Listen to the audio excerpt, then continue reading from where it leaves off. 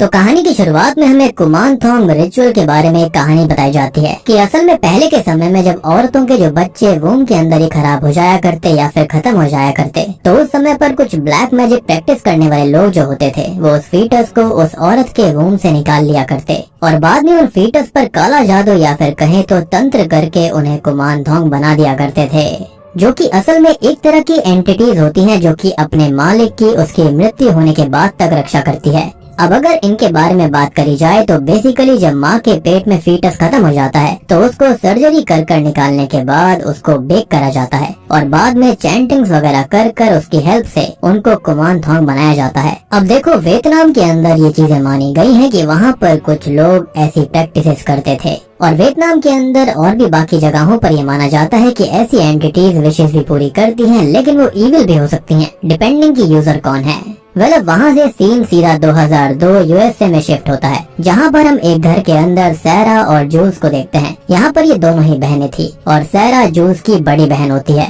ये दोनों ही बहनें अब खेलने के लिए स्पिरिट्स को बुलाने की कोशिश करने लगती हैं। उन्होंने एक पेंटागन स्टार को जमीन पर बनाकर स्पिरिट को बुलाने की कोशिश चालू कर दी थी, जिससे अचानक से ही उनके घर में अजीब चीजें होना चालू हो जाती हैं और थोड़ी देर के बाद में जूल्स और सैरा की माँ को अचानक से ही जूल्स के चिल्लाने की आवाज आती है, जिसके बाद जब वो ऊपर जाती है तो वहाँ का सीन देखकर वो खुद बहुत डर गई थी, क्योंकि सैरा और जूल्स के गेट का लॉक अपने आप टूट चुका था, जैसे कि कोई अनजान शक्ति सैरा और जूल्स की माँ को अंदर आने से रोकना चाहती हो। पर अभी हमको ये बताया नहीं जाता कि वहाँ पर हुआ क्या। खैर, अब सीन सीधा 2022 में मतलब कि 20 साल आगे शिफ्ट होता है, जहाँ पर अब जूल्स बड़ी हो गई है और अभी अपनी टीम के साथ मलेशिया के नॉर्दर्न रीजन के एक टेम्पल में आई हुई थी, जहाँ पर एक मॉन्क एक लड़की के ऊपर टैटू बनाकर उसके ऊपर हुए किसी तरह के काले जादू को सही करने की कोशिश कर रहे होते हैं। पर वहाँ पर हम जूल्स के और भी साथियों को देखते हैं, जिनके अंदर उसका बॉयफ्रेंड मैटी होता है। बाकी उसके फ्रेंड्स थे जिनके नाम वुल्फ, बेन और एनी था, जो कि खुद को स्केलेटन क्रू बुलाया करते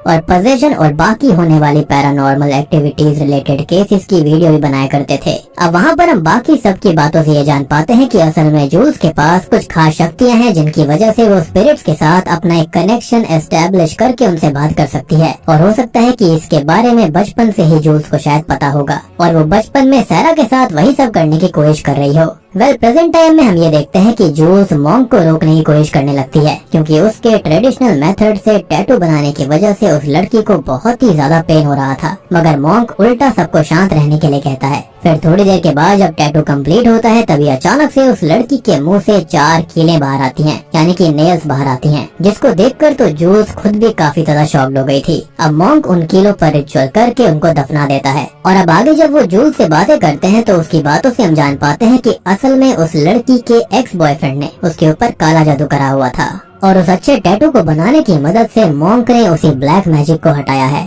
मॉन्क जूल्स को उसकी पावर्स का सही से इस्तेमाल करने के लिए भी कहता है, क्योंकि अभी जूल्स बस अपनी पावर का इस्तेमाल पैसे कमाने के लिए कर रही थी, मगर जूल्स के लिए अभी के समय पर पैसे बहुत ही ज्यादा जरूरी थे। खैर, तभी मॉन्क उसको अपनी तरफ से उसकी प्रोटेक्शन के लिए एक लॉकेट देते हैं और वहाँ से चले जाते हैं। जूल्स भी अब वहाँ पर अपने साथियों के साथ शहर की तरफ लौट रही थी, जब वो अपने ऑनलाइन अकाउंट्स पर विक्टिम्स की रिक्वेस्ट को चेक करने लगती है, क्योंकि वो ऑनलाइन हैंडल के जरिए ही उन लोगों के पास पहुंचा करती जिनको अपने आसपास पैरानॉर्मल चीजें होने का आभास हुआ करता। पर क्योंकि वो जानते थे कि ज्यादातर लोग फेक कवरेज के लिए झूठ भी बोलते हैं, इसलिए जूल्स वहाँ पर अपनी शक्तियों का इस्तेमाल करती है और ध्यान लगाकर एक कपल के पास जाने का डिसाइड करती है, क्योंकि वहाँ पर उसे सच में कुछ गड़बड़ लग रही थी। और अब उस एड्रेस पर पहुंच जाने के बाद उनकी मुलाकात इयान से होती है, जो कि एक घर में अपनी बीवी मार्था के साथ रहा करता था। इयान सबका वेलकम करता है और तभी जूल्स की नजर खिड़की पर खड़ी एक औरत पर पड़ती है, जिस पर अभी जूल्स ज्यादा ध्यान नहीं देती। खैर, अब इयान की बातों से हम ये जान पाते हैं कि उसने कुछ ही समय पहले वो घर लिया था, जिसको 1970s के दौरान बनाया गया था, लेकिन जब से वो वहाँ पर आए हैं तब से वो बहुत ही ज्यादा परेशान है। मैटी सब कुछ रिकॉर्ड कर रहा था और बाकी सब भी अपने अपने काम में लगे हुए थे।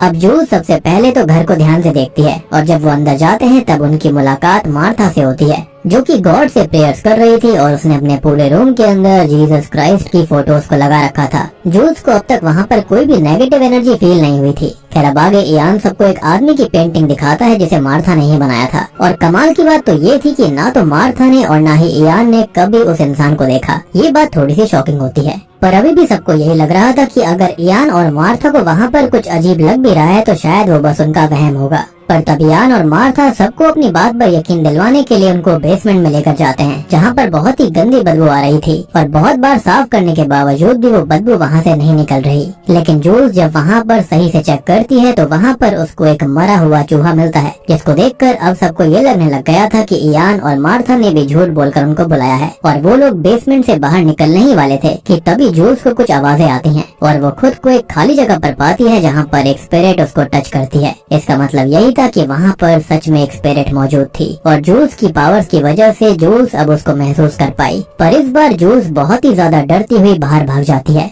तब मैटी उसके पास आकर उसे रोकता है और उसके डरने का कारण पूछता है। तब जाकर हम जान पाते हैं कि असल में आज तक जूल्स बस स्पिरिट से कांटेक्ट और बस उनको सेंस कर पाती थी, लेकिन वो स्पिरिट जो बेसमेंट के अंदर है वो बहुत ही ज्यादा पावरफुल है क्योंकि उसने जूल्स को टच भी करा था। यानी कि यहाँ पर ये स्पिरिट समझ गई थी कि जूल्स एक स्पेशल चाइल्ड है। खैर जूल्स वहाँ पर बिल्कुल रुकना नहीं चाहती थी, मगर मैटी जिसको पता था कि ये केस बाकी केसेस से अलग और इंटरेस्टिंग है, तो वो जैसे तैसे जूल्स को वहाँ पर रुकने के लिए मना लेता है क्योंकि इनसे उनको फेम और पैसा दोनों मिल सकता था। अब रात में सब सोने के लिए चले गए थे और वहीं पर एनी जब नहा रही होती है तब हम उसकी बॉडी पर भी एक वैसे ही टैटू नोटिस करते हैं जो कि प्रोटेक्शन टैटू था। अब आधी रात में इयान अचानक से स्लीप वॉकिंग करते हुए बाहर चला जाता है और उसी वक्त मार्था भी पजेस होकर दीवार से अपना सर पटकने लगती है, जिसके शोर से सबकी नींद खुल गई थी। अब वो लोग बाहर आकर तुरंत ही मार्था को रोकने की कोशिश करने लगते हैं, लेकिन वो बस यही बोले जा रही थी कि उन्हें वो दिखाई नहीं दे रहा। तभी अचानक से कोई अनजान शक्ति मार्था को खींचते हुए बेसमेंट में लेकर चली जाती है। जूल्स उसे बचाने के लिए गई थी और बाकी सब जब अंदर जाने की कोशिश करते हैं तो अचानक से ही दरवाजा बंद हो जाता है और कोई भी अंदर नहीं जा पाता।